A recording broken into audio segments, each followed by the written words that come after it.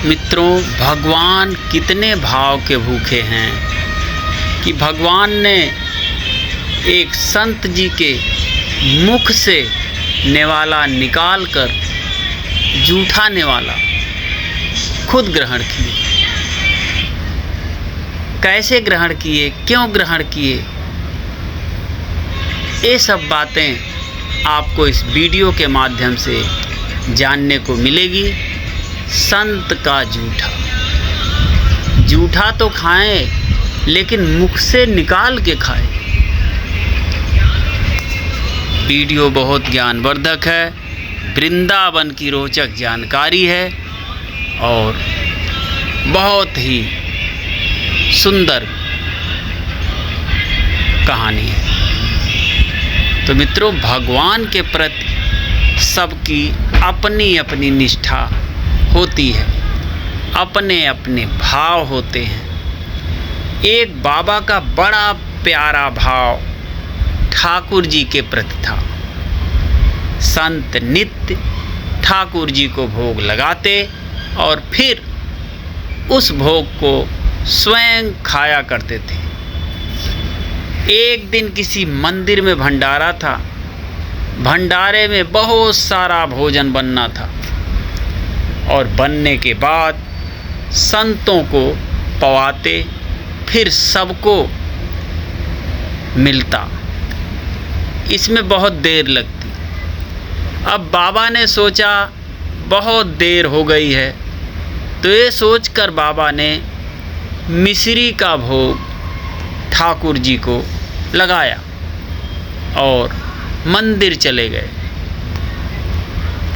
फिर जब संतों ने पा लिया, तब मंदिर से भंडारा गृह से भोग लेकर घर की तरफ चले कि ठाकुर जी को भोग लगाकर हम भी पा लेंगे।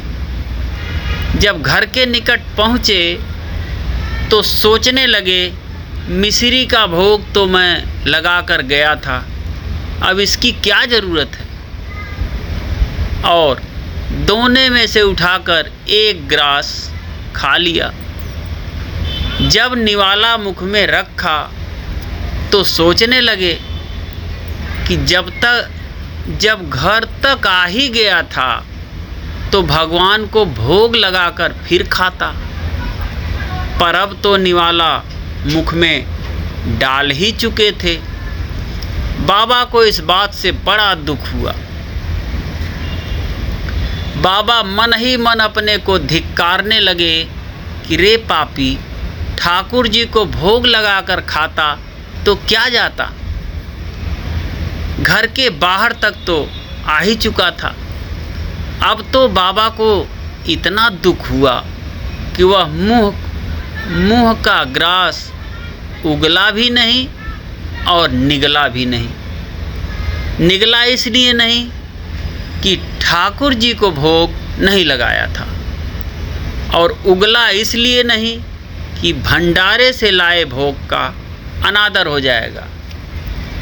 बाबा घर के बाहर ही बैठ गए और उनके दोनों आँखों से आंसुओं की धारा बहने लगी।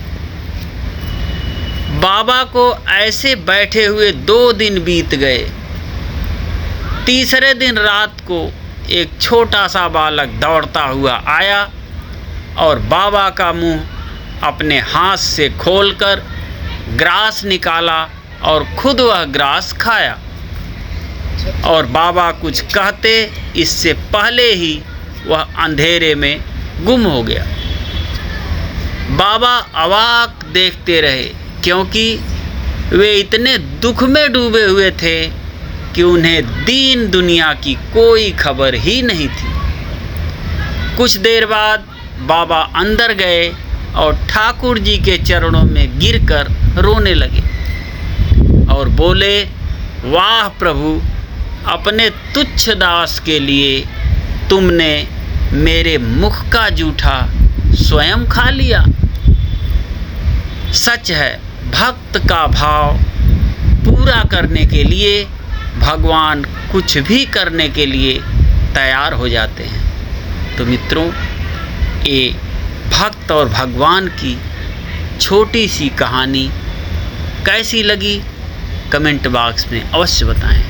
फिर मिलते हैं अगले रोचक जानकारी, कहानी, कविता और छंद के साथ। तब तक के लिए जय जय श्री राधे।